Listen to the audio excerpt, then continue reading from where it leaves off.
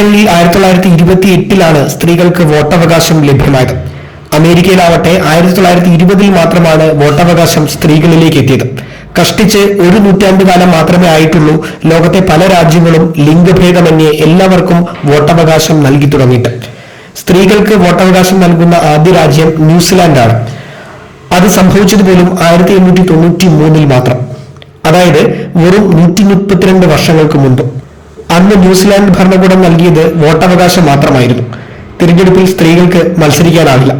തൊട്ടടുത്ത വർഷം 1894 south Australia സ്ത്രീകൾക്ക് വോട്ടവകാശവും തിരഞ്ഞെടുപ്പിൽ മത്സരിക്കുന്നതിനുള്ള അവകാശവും കൊണ്ടുവന്നു. പല യൂറോപ്യൻ രാജ്യങ്ങളിലും നേരം വെളുത്തത് 20-ാം നൂറ്റാണ്ടിൽ മാത്രമാണ്.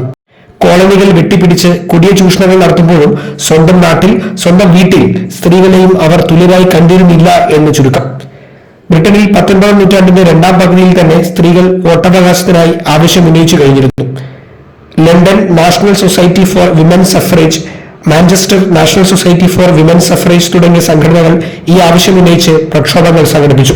ഒടുവിൽ 97 വർഷങ്ങൾക്ക് മുൻപ് 1928 മാത്രമാണ് അവിടെ സ്ത്രീകൾക്ക് വോട്ടവകാശം ലഭിച്ചത്.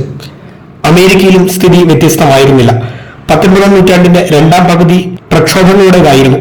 1848 ന്യൂയോർക്കിൽ നടന്ന ആദ്യ വനിതാ കൺവെൻഷനിലും ഇതേ ആവശ്യം ഉന്നയിച്ചു. പതിറ്റാണ്ടുകൾ നീങ്ങി.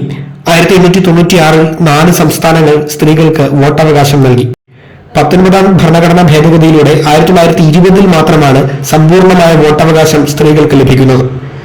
1718 തന്നെ നികുതിദായകരായ സ്ത്രീകൾക്ക് വോട്ടവകാശം സ്വീഡനിൽ നൽകിയിരുന്നുവെന്ന സൂചനകളുണ്ടെങ്കിലും 1921 മാത്രമാണ് എല്ലാ സ്ത്രീകളും തിരഞ്ഞെടുപ്പ് പ്രക്രിയയുടെ ഭാഗമായി ഈ രാജ്യത്തും മാറുന്നത്.